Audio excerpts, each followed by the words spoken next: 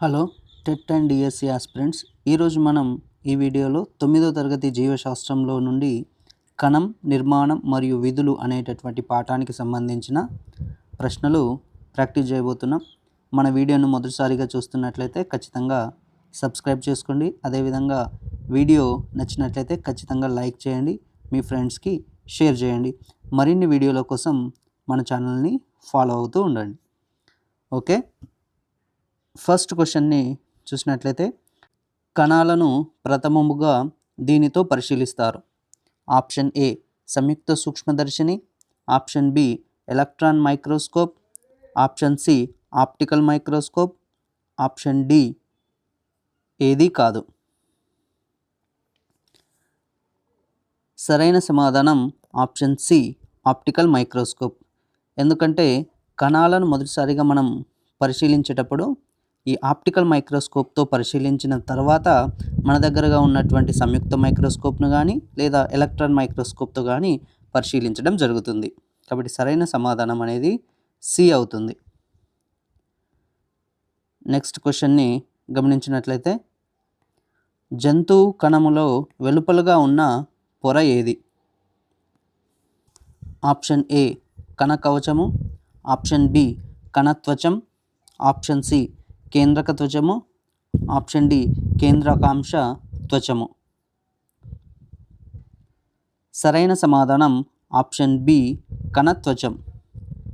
జంతువు కణంలో వెలుపలగా ఉన్న పొరను మనం కణత్వచం అంటాం, ప్లాస్మా మెంబ్రేన్ అని పిలుస్తూ ఉంటాం. అదే వృక్ష కణంలో వెలుపలగా ఉన్నటువంటి పొరను మనము కణకవచం అంటాం. నెక్స్ట్ క్వశ్చన్ని గమనించినట్లయితే మొక్కలలోని వేరు, కాండం, ఆకులు వంటి అన్ని భాగాల కణాలలో హరితరేణువులు తప్పనిసరిగా ఉంటాయి. రెండవ వాక్యం పత్రాలు లేదా లేత కాండాలలో మాత్రమే హరితరేణువులు ఉంటాయి. సరైన ఎంపికను గుర్తించండి. ఆప్షన్ ఏ వాక్యం 1 సత్యం, వాక్యం 2 అసత్యం. ఆప్షన్ బి వాక్యం 1 అసత్యం, వాక్యం 2 సత్యం. ఆప్షన్ సి 2 వాక్యాలు సత్యం, ఆప్షన్ డి 2 వాక్యాలు అసత్యం. సరైన సమాధానం ఆప్షన్ బి మొదటి వాక్యం అసత్యం, రెండవ వాక్యం సత్యం. ఎందుకంటే ఇక్కడ మొదటి వాక్యాన్ని గమనించినట్లయితే హరిత రేణువులు అనేవి లేత కాండంలో అదేవిధంగా పత్రాలలో ఉంటాయి, కానీ వేరులో ఉండవు. కాబట్టి ఇది సరైనది కాదు. రెండవ వాక్యాన్ని గమనించినట్లయితే పత్రాలు ఇక్కడ లేత కాండాలలో హరిత రేణువులు అనేవి ఉంటాయి, కానీ ఇది సరైనటువంటి వాక్యం. కాబట్టి సరైన సమాధానం అనేది బి అవుతుంది. నెక్స్ట్ క్వశ్చన్ని చూసినట్లయితే మొదటి వాక్యం సెంట్రియోల్స్ అనేవి వృక్ష కణంలో కనిపిస్తాయి, కానీ జంతువు కణంలో ఉండవు. రెండవ వాక్యం వృక్ష కణంలో రిక్తిక చాలా పెద్దదిగా ఉండి ఎక్కువ స్థలాన్ని ఆక్రమిస్తుంది. సరైన ఎంపికను గుర్తించండి. ఆప్షన్ ఏ మొదటి వాక్యం సత్యం, రెండవ వాక్యం అసత్యం. ఆప్షన్ బి మొదటి వాక్యం అసత్యం, రెండవ వాక్యం సత్యం. ఆప్షన్ సి 2 వాక్యాలు సత్యం. ఆప్షన్ డి 2 వాక్యాలు అసత్యం. సరైన సమాధానం ఆప్షన్ బి మొదటి వాక్యం అసత్యం, రెండవ వాక్యం సత్యం. ఎందుకంటే మొదటి వాక్యాన్ని గమనించినట్లయితే ఈ సెంట్రియోల్స్ అనేవి కేవలం మనకు జంతు కణంలో మాత్రమే కనిపిస్తాయి, కానీ వృక్ష కణంలో కనిపించవు. కానీ ఇక్కడ వృక్ష కణంలో కనిపిస్తాయని ఇవ్వడం జరిగింది, కాబట్టి ఇది సరైనటువంటి వాక్యం కాదు. ఇక రెండవ వాక్యాన్ని గమనించినట్లయితే వృక్ష కణంలో రిక్తిక అనేది చాలా పెద్దదిగా ఉంటుంది మరియు ఎక్కువ స్థలాన్ని ఆక్రమిస్తుంది. ఇది సరైనటువంటి వాక్యమే. కాబట్టి సరైన సమాధానం అనేది బి అవుతుంది.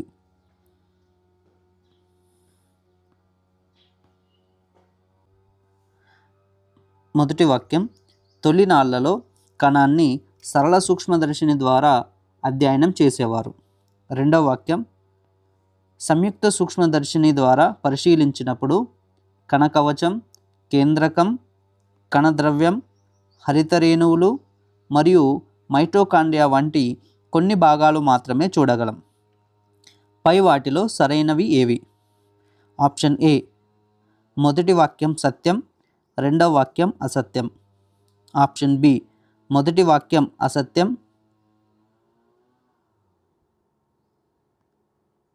రెండవ వాక్యం సత్యం. ఆప్షన్ సి రెండు వాక్యాలు సత్యం. ఆప్షన్ డి రెండు వాక్యాలు అసత్యం. సరైన సమాధానం ఆప్షన్ సి రెండు వాక్యాలు సత్యం. ఎందుకంటే మొదట్లో కణాన్ని సరళ సూక్ష్మదర్శిని ద్వారా పరిశీలించేవారు. సంయుక్త సూక్ష్మదర్శిని ద్వారా పరిశీలించినప్పుడు కణంలో కణ కవచము, కేంద్రకము, అదేవిధంగా కణద్రవ్యం, హరితరేణువులు, మైటోకాండ్రియాలు వంటి నిర్మాణాలు మనకు కనిపిస్తూ ఉంటాయి. కాబట్టి ఈ రెండు వాక్యాలు కూడా సరైనవి. కాబట్టి సరైన సమాధానం అనేది సి అవుతుంది.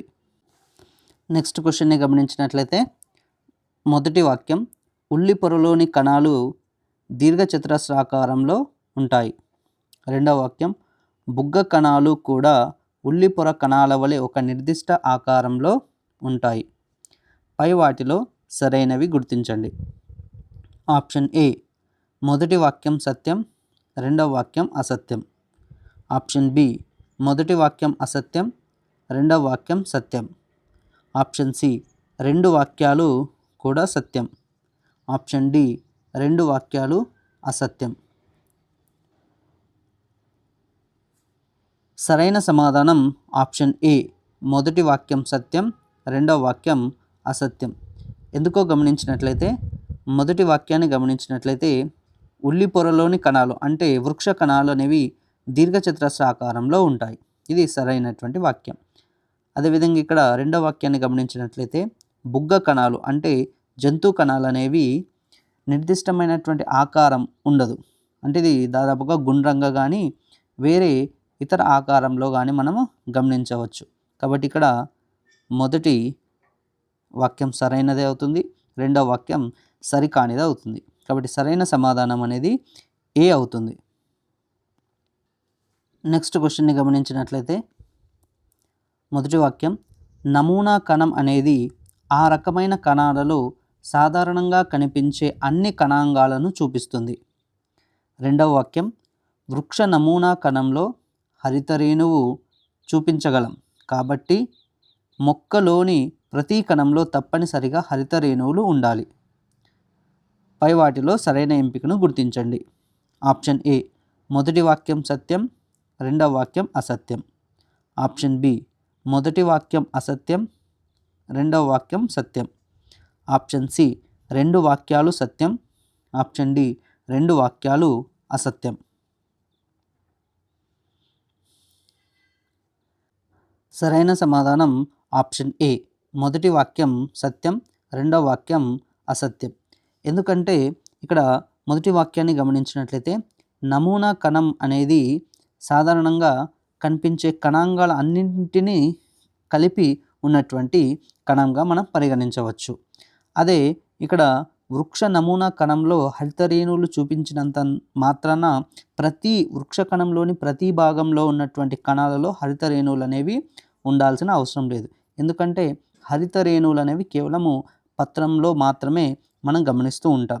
కాబట్టి కేవలము నమూనా కణంలో మాత్రమే మనం అన్ని భాగాలని చూపించగలుగుతాం. కానీ నమూనా కణంలో ఉన్నటువంటి అన్ని కణాంగాలు అనేవి ప్రతి భాగంలో ఉండాల్సిన అవసరం లేదు. కాబట్టి ఇక్కడ సరైన సమాధానం అనేది ఏ అవుతుంది. నెక్స్ట్ క్వశ్చన్ని గమనించినట్లయితే మొదటి వాక్యం జంతు కణాలలో బాహ్య పొరగా ప్లాస్మా పొర ఉంటుంది. రెండవ వాక్యం వృక్ష కణాలలో ప్లాస్మా పొర వెలుపల కణ కవచం అనేది ఉంటుంది. పై వాటిలో సరైనవి ఏవి? ఆప్షన్ ఏ 1 మరియు 2 సరైనవి. ఆప్షన్ బి 1 మరియు 2 తప్పు. ఆప్షన్ సి 1 మాత్రమే సరైనది.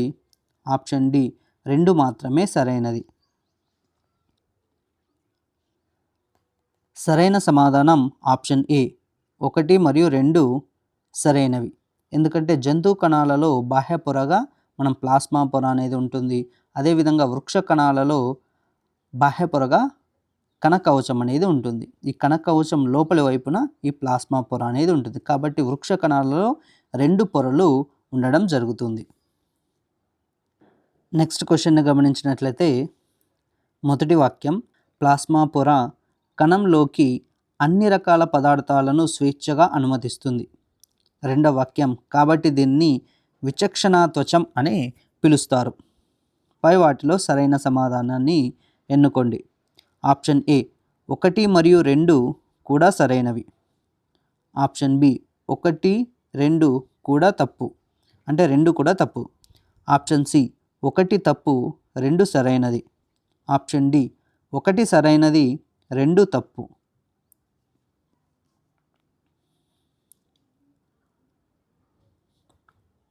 సరైన సమాధానం ఆప్షన్ సి 1 తప్పు 2 సరైనది. ఎందుకో గమనించినట్లయితే ప్లాస్మా పొర అనేది అన్ని రకాల పదార్థాలను స్వేచ్ఛగా అనుమతించదు, కేవలం కొన్ని పదార్థాలను మాత్రమే అనుమతిస్తుంది. అందువల్ల దీన్ని విచక్షణ త్వచం అని పిలుస్తారు. రెండో వాక్యం సరైనది, కానీ మొదటి వాక్యం అనేది తప్పుగా ఇవ్వడం జరిగింది. ఇది కేవలము కణానికి అవసరమైనటువంటి పదార్థాలను మాత్రమే లోపలికి అనుమతిస్తుంది. కాబట్టి సరైన సమాధానం అనేది సి అవుతుంది. నెక్స్ట్ క్వశ్చన్ని గమనించినట్లయితే కణకవచం విధులకు సంబంధించి సరికాని ప్రవచనాన్ని గుర్తించండి. ఆప్షన్ ఏ ఇతర కణాలకు సమాచార మార్పిడి జరగకుండా అడ్డుకుంటుంది. ఆప్షన్ బి బాహ్య పీడనాన్ని నిరోధించడానికి ఇది అంతర పీడనాన్ని కలిగిస్తుంది. ఆప్షన్ సి ఇది కణానికి రక్షణ కలిగిస్తుంది. ఆప్షన్ డి ఇది కణానికి నిర్దిష్టమైన ఆకారాన్ని ఇస్తుంది.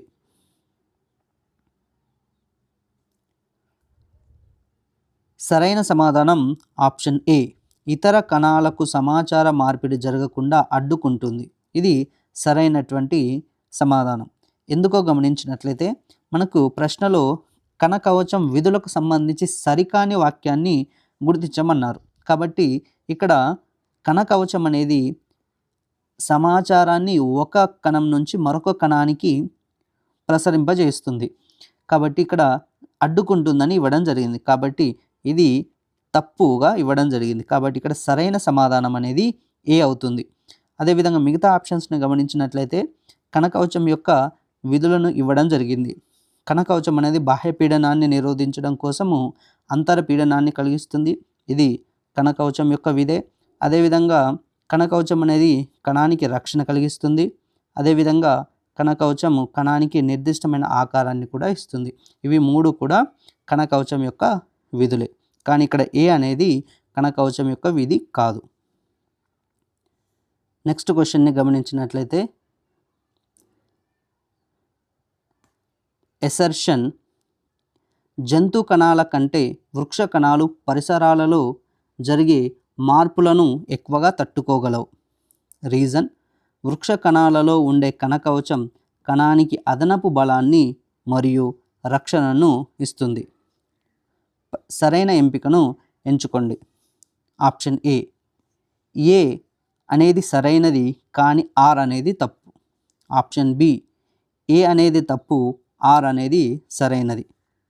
ఆప్షన్ సి ఏ మరియు ఆర్ సరైనవి, ఏకి ఆర్ అనేది సరైన వివరణ. ఆప్షన్ డి ఏ మరియు ఆర్ సరైనవి కానీ ఏకి ఆర్ అనేది సరైన వివరణ కాదు. సరైన సమాధానం ఆప్షన్ సి ఏ మరియు ఆర్ రెండూ కూడా సరైనవి. అదేవిధంగా ఏకి ఆర్ అనేది సరైన వివరణ అవుతుంది. ఎందుకో గమనించినట్లయితే ఇక్కడ అసర్షన్లో జంతు కణాల కంటే వృక్ష కణాలు పరిసరాలలో జరిగే మార్పులను ఎక్కువగా తట్టుకోగలవు. ఎందుకంటే వృక్ష కణాలలో మన కణకవచాన్ని పరిశీలించవచ్చు. కాబట్టి కణకవచం ఉంటుంది కాబట్టి పరిసరాలలో జరిగేటటువంటి మార్పులను తట్టుకునేటటువంటి శక్తి వృక్ష కణాలకు అధికంగా ఉంటుంది. ఎందుకంటే దానికి ఇక్కడ రీజన్లో ఇవ్వడం జరిగింది, కణకవచం ఉంటుంది కాబట్టి. అదేవిధంగా బలాన్ని మరియు రక్షణనిస్తుంది. ఈ కణకవచం ఉండడం వల్లనే అది పరిసరాలను తట్టుకోగలుగుతుంది. కాబట్టి సరైన సమాధానం అనేది సి అవుతుంది. నెక్స్ట్ క్వశ్చన్ని గమనించినట్లయితే కణకవచం గురించి గతంలో ఉన్న అపోహ మరియు ప్రస్తుత శాస్త్రీయ అవగాహన ఏమిటి? ఆప్షన్ ఏ, గతంలో ఇది సజీవమని భావించేవారు ఇప్పుడు నిర్జీవమని తెలిసింది. ఆప్షన్ బి, గతంలో ఇది నిష్క్రియాత్మకంగా ఉంటుందని నమ్మేవారు కానీ ఇది సమాచార మార్పిడిలో పాల్గొంటుందని ఇప్పుడు తెలిసింది. ఆప్షన్ సి, గతంలో ఇది జంతు కణాల్లో ఉంటుందని భావించేవారు. ఆప్షన్ డి, గతంలో ఇది పారగమ్యమని భావించేవారు ఇప్పుడు విచక్షణ త్వచమని తెలిసింది.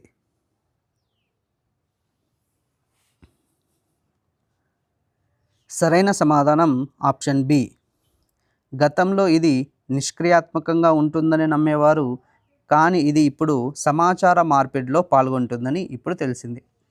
ఎందుకంటే కణకవచము కనుగొన్నప్పుడు కణకవచం అనేది ఎలాంటి పని చేయదు, ఇది ఒక రక్షణలాగా మాత్రమే ఉంటుంది, కణంలో బాహ్య త్వచంగా ఉంటుందని నమ్మేవారు, ఇది నిష్క్రియాత్మకంగా ఉంటుందని నమ్మేవారు. కానీ తర్వాత కనుగొన్నటువంటి పరిశోధనలో తెలిసింది ఏమిటంటే ఇది కణ విభజన జరిగేటప్పుడు లేదా కణ పెరుగుదల జరిగేటప్పుడు ఒక కణానికి సంబంధించిన సమాచారాన్ని పక్క కణానికి చేరవేయడంలో పాల్గొంటుందని తెలిసింది. కాబట్టి ఇక్కడ సరైన సమాధానం అనేది బి అవుతుంది.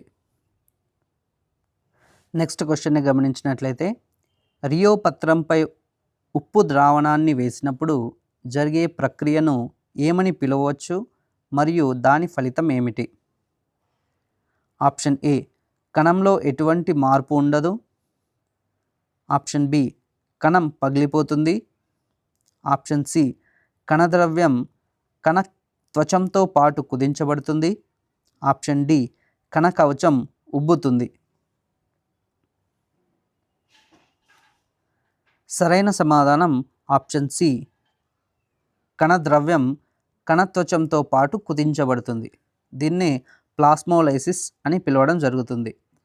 అంటే కణద్రవ్యం అనేది ఇక్కడ రియో పత్రం పైన ఉప్పు ద్రావణాన్ని వేసినప్పుడు ఈ కణద్రవ్యంలో ఉండేటటువంటి నీరు అంతా కూడా బయటకు వెళ్ళిపోతుంది. దానివల్ల కణద్రవ్యం అనేది కణత్వచంతో పాటుగా అంటే కణకవచం నుండి ఇలా కణాన్ని మనం పరిశీలిస్తే ఈ కణకవచంతో ఉన్నటువంటి కణ త్వచం అనేది కణకవచం నుంచి వేరు చేయబడి మొత్తం దగ్గరగా కుచించుకపోతుంది. ఎందువల్ల అంటే కణంలో నుంచి అంటే కణద్రవ్యంలో నుంచి నీరు అనేది బయటకి చేరవేయడం వల్ల కణద్రవ్యం అనేది మొత్తం కుచించుకపోతుంది. దీన్నే మనము ప్లాస్మోలైసిస్ అని పిలవడం జరుగుతుంది. కాబట్టి సరైన సమాధానం అనేది సి అవుతుంది. నెక్స్ట్ క్వశ్చన్ని గమనించినట్లయితే ప్లాస్మా పొర కణంలో సమతాస్థితి నిర్వహించడానికి ఎలా తోడ్పడుతుంది? ఆప్షన్ ఏ, బాహ్య వాతావరణం ఎలా ఉంటే అంతర వాతావరణాన్ని కూడా అలాగే మారుస్తుంది. ఆప్షన్ బి, అన్ని పదార్థాలను కణంలోనికి రానివ్వకుండా కాపాడుతుంది. ఆప్షన్ సి, కణములోని అంతర పీడనాన్ని బాహ్య వాతావరణం కంటే వేరుగా ఉంచుతుంది. ఆప్షన్ డి, కణ కవచాన్ని గట్టిపరచడం ద్వారా సమతాస్థితిని తోడ్పడుతుంది. సరైన సమాధానం ఆప్షన్ సి, కణములోని అంతర వాతావరణాన్ని బాహ్య వాతావరణం కంటే వేరుగా ఉంచుతుంది. ఇది సరైన సమాధానం. ఎందుకంటే ప్లాస్మా పొర అనేది ఇది విచక్షణ త్వచంగా పనిచేయడం వల్ల సమతాస్థితిని ఏర్పరుస్తుంది. సమతాస్థితి ఎలా అంటే బాహ్య వాతావరణం కంటే అంతర వాతావరణం వేరుగా ఉంచుతుంది. ఒకవేళ బాహ్య వాతావరణం ఎలా ఉంటే అంతర వాతావరణం కూడా అలాగే ఉంచినట్లయితే ఒకవేళ బాహ్య వాతావరణంలో నీరు ఎక్కువగా ఉన్నట్లయితే అవి లోపలికి రావడం జరుగుతుంది. కాబట్టి ఇలా బాహ్య వాతావరణం కంటే వేరుగా ఉంచడం జరుగుతుంది. కాబట్టి సరైన సమాధానం అనేది సి అవుతుంది. నెక్స్ట్ క్వశ్చన్ని గమనించినట్లయితే కణకవచం మరియు ప్లాస్మా పొరల పారగమ్యత స్వభావంలో ప్రధాన తేడా ఏమిటి? ఆప్షన్ ఏ, రెండు విచక్షణ త్వచాలే. ఆప్షన్ బి కణకవచం చాలా పదార్థాలను తన గుండా అనుమతిస్తుంది. ప్లాస్మా పొర ఎంపిక చేసిన వాటినే అనుమతిస్తుంది. ఆప్షన్ సి రెండు ఏ పదార్థాన్ని అనుమతించవు. ఆప్షన్ డి కణకవచం విచక్షణా త్వచం, ప్లాస్మా పొర పారగమ్య పొర.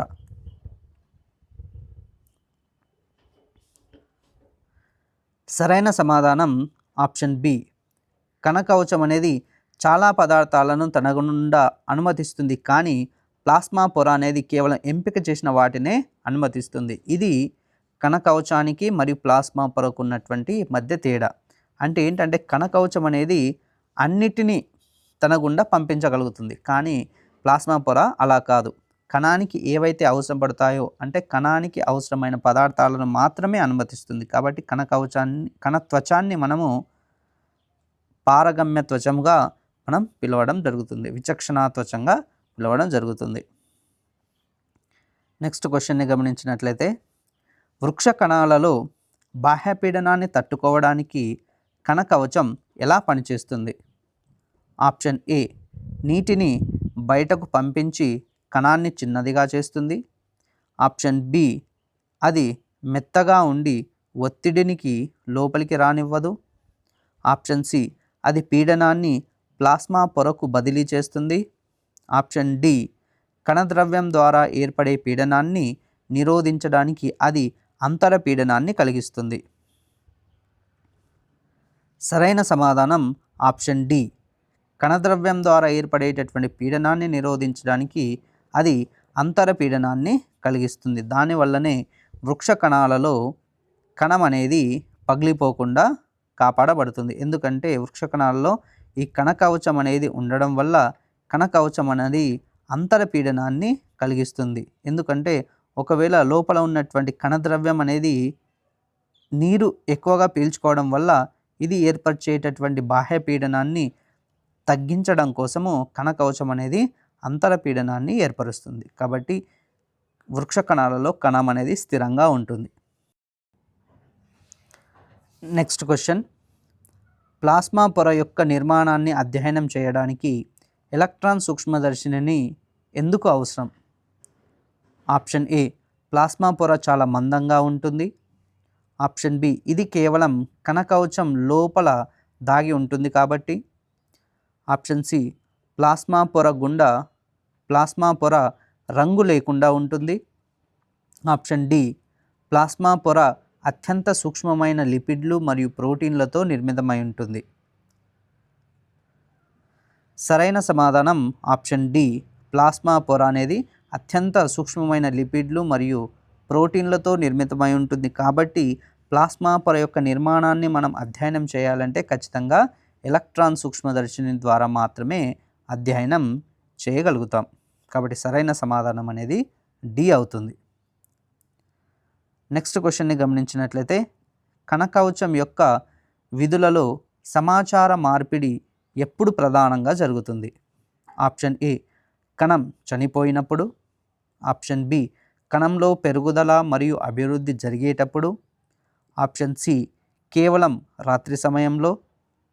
ఆప్షన్ డి ఉప్పు ద్రావణంలో వేసినప్పుడు మాత్రమే. సరైన సమాధానం ఆప్షన్ బి. కణంలో పెరుగుదల మరియు అభివృద్ధి జరిగేటప్పుడు మాత్రమే కణకవచం అనేది సమాచారాన్ని ఒక కణంలో నుండి మరొక కణానికి పంపించడం జరుగుతుంది.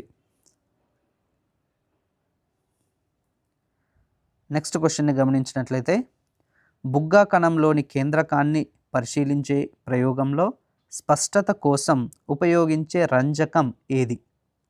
Option A cellulose. Option B ఉప్పు ద్రావణం. Option C glycerin. Option D 1% methylene blue. సరైన సమాధానం option D 1% methylene blue. Methylene బ్లూను ఉపయోగించడం వల్ల కేంద్రకాన్ని మనము నిర్దిష్టంగా పరిశీలించవచ్చు. ఎందుకంటే కేంద్రకం ఈ కణానికి మిథైలిన్ బ్లూ కలపడం వల్ల కేంద్రకం అనేది ఆ మిథైలిన్ బ్లూను గ్రహించి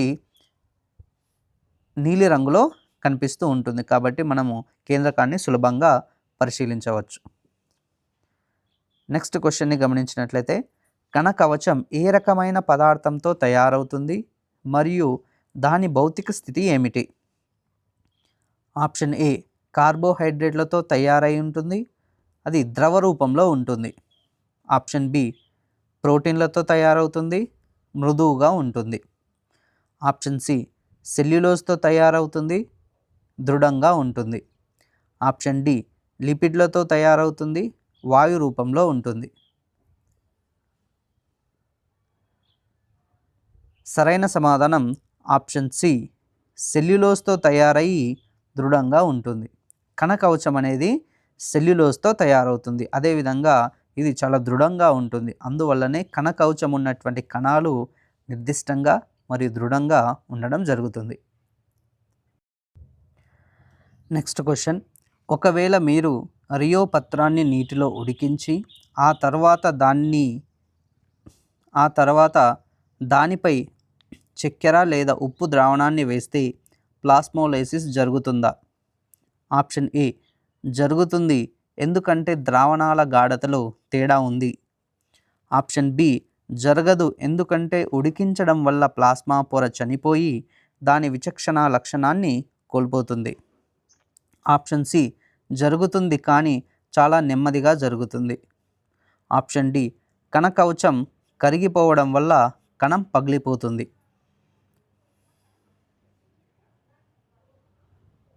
సరైన సమాధానం ఆప్షన్ బి జరగదు, ఎందుకంటే ఉడికించడం వల్ల ప్లాస్మా పొర అనేది చనిపోతుంది. కాబట్టి ప్లాస్మా పొర తన విచక్షణ లక్షణాన్ని కోల్పోతుంది. కాబట్టి ప్లాస్మోలైసిస్ అనేది జరగదు. కాబట్టి సరైన సమాధానం అనేది బి అవుతుంది.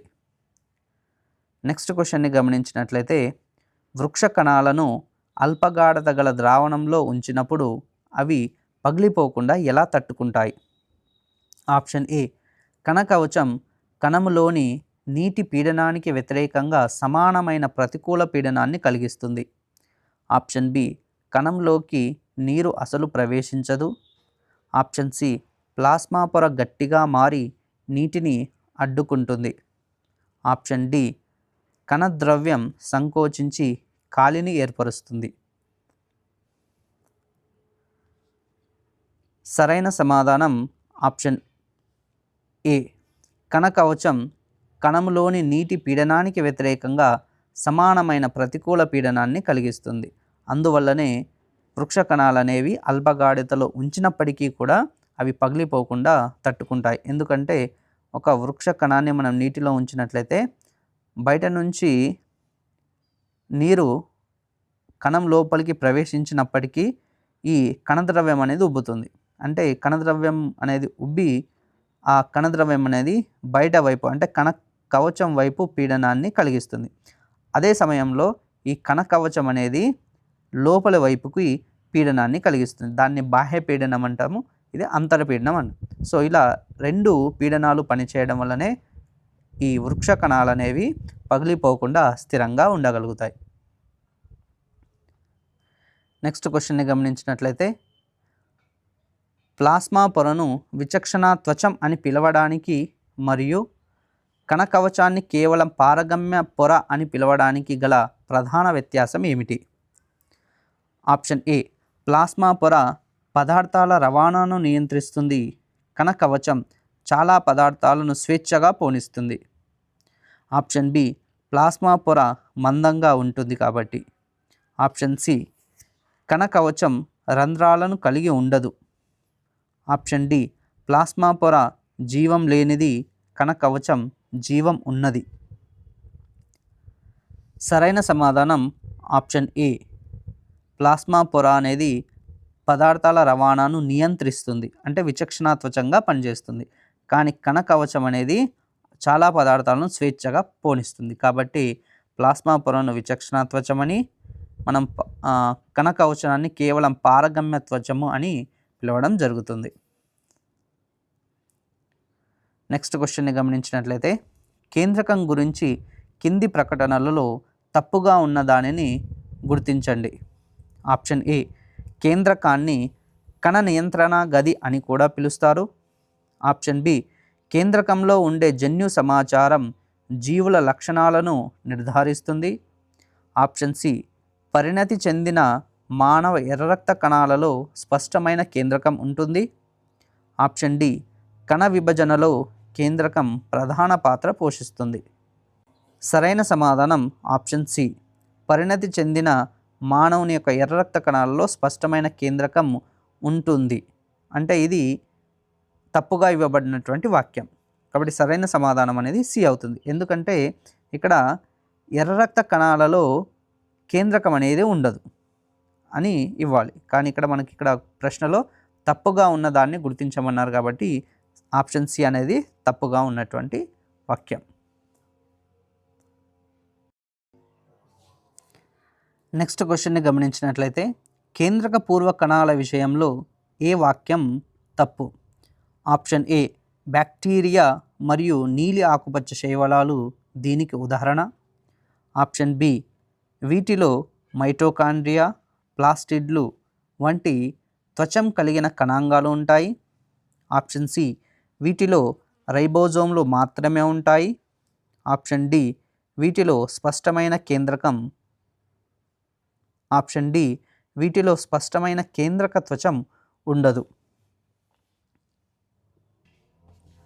సరైన సమాధానం ఆప్షన్ బి, వీటిలో మైటోకాండ్రియా మరియు ప్లాస్టిడ్ల వంటి త్వచం కలిగిన కణాంగాలు అనేవి ఉంటాయి. ఎందుకంటే మనకు ప్రశ్నలో కేంద్రక పూర్వ కణాల విషయంలో తప్పుగా ఉన్నటువంటి వాక్యాన్ని గుర్తించమన్నారు. తప్పుగా ఉన్న వాక్యము బి. ఎందుకంటే మైటోకాండ్రియా కానీ ప్లాస్టిడ్లు అనేవి త్వచం కలిగిన కణాంగాలు అనేవి కేంద్రక పూర్వ కణాలలో ఉండవు. ఇవి నిజ కేంద్రక కణాలలో ఉంటాయి.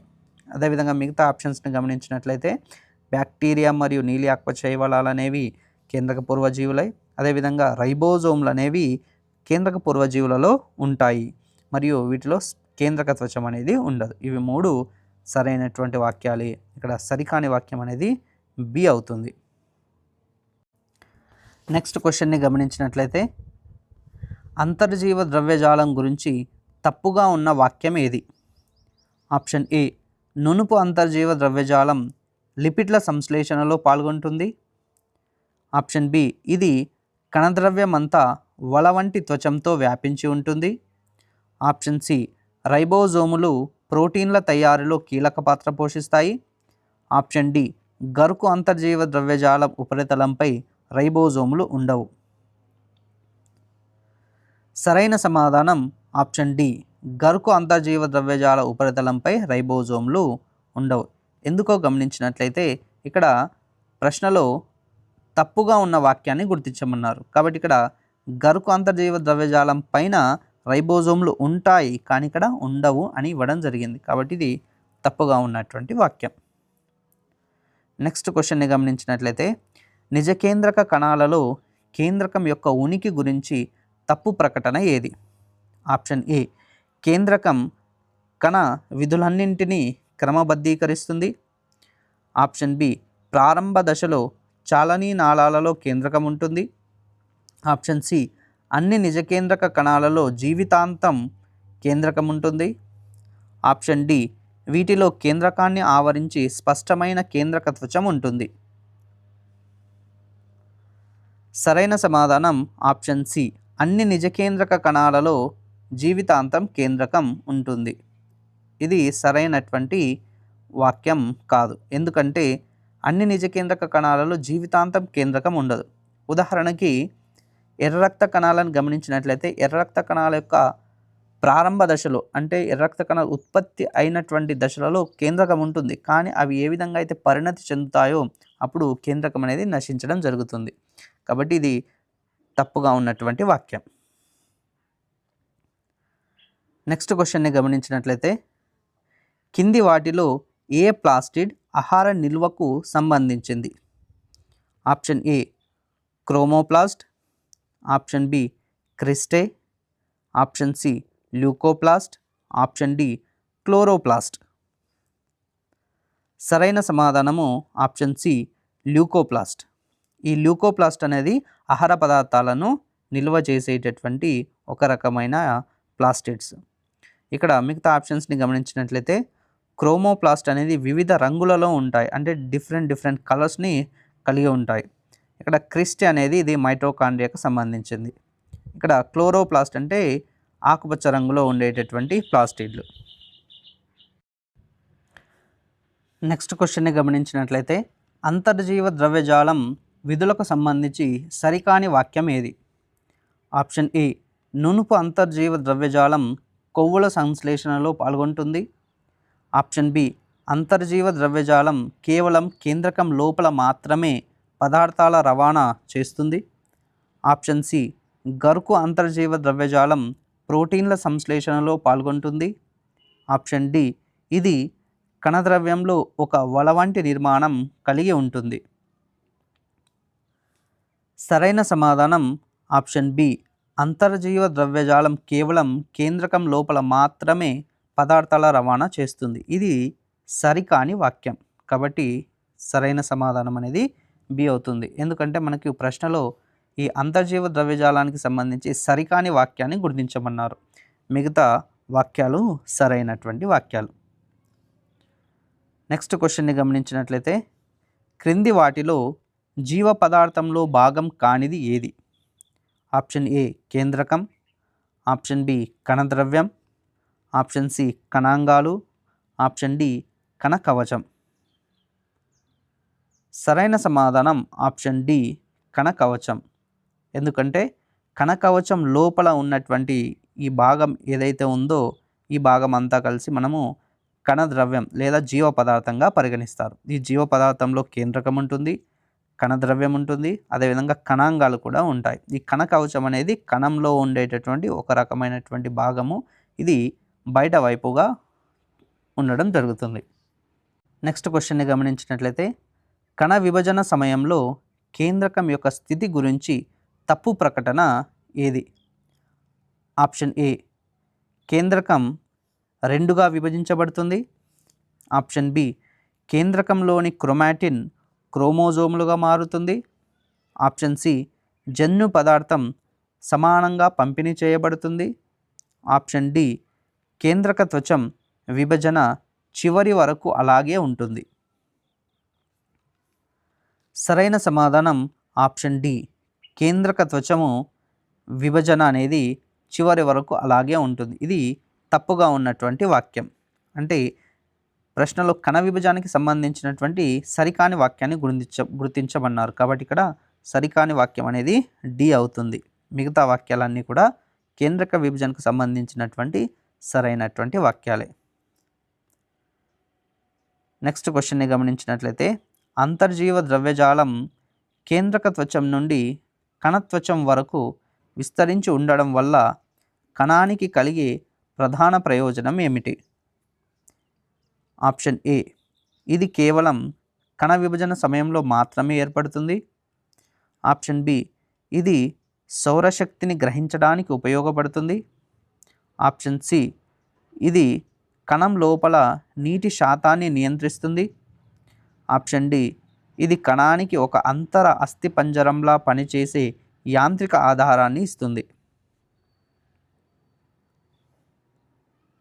సరైన సమాధానం ఆప్షన్ డి, ఈ అంతర్జీవ ద్రవ్యజాలం అనేది కణం లోపల ఒక అంతర అస్థిపంజరం లాగా పనిచేసి కణానికి యాంత్రిక ఆధారాన్ని ఇస్తుంది. ఇది ముఖ్యమైనటువంటి ప్రయోజనంగా చెప్పవచ్చు. నెక్స్ట్ క్వశ్చన్ని గమనించినట్లయితే కణంలో తయారైన ప్రోటీన్లు మరియు లిపిడ్లు కణంలోని వివిధ ప్రాంతాలకు లేదా కణం వెలుపలికి వెళ్ళాలంటే ఏ అంగం ద్వారా ప్రయాణించాలి? ఆప్షన్ ఏ, కేంద్రకం ద్వారా. ఆప్షన్ బి, అంతర్జీవ ద్రవ్యజాలం ద్వారా. ఆప్షన్ సి, క్లోరోప్లాస్ట్ ద్వారా. ఆప్షన్ డి, మైటోకాండ్రియా ద్వారా. సరైన సమాధానం ఆప్షన్ బి, అంతర్జీవ ద్రవ్యజాలం ద్వారా. ఈ అంతర్జీవ ద్రవ్యజాలం ఏం చేస్తుందంటే ఈ కణంలో తయారైనటువంటి ప్రోటీన్లు కానీ లిపిడ్లు కానీ ఒక ప్రాంతంలో నుంచి మరొక ప్రాంతానికి సరఫరా చేయబడతాయి. ఈ అంతర్జీవ ద్రవ్యజాలమే ఈ పదార్థాలను వెలుపలికి కానీ లేదా ఆ కణం లోపలనే ఇతర ప్రాంతాలకు కానీ రవాణా చేయడం జరుగుతుంది. కాబట్టి సరైన సమాధానం అనేది బి అవుతుంది. నెక్స్ట్ క్వశ్చన్ని గమనించినట్లయితే ఒక వ్యక్తి తీసుకున్న మందులు లేదా విష పదార్థాలను కాలేయ కణాలలో నిర్వీర్యం చేసే ప్రత్యేక బాధ్యత ఏ అంగం తీసుకుంటుంది?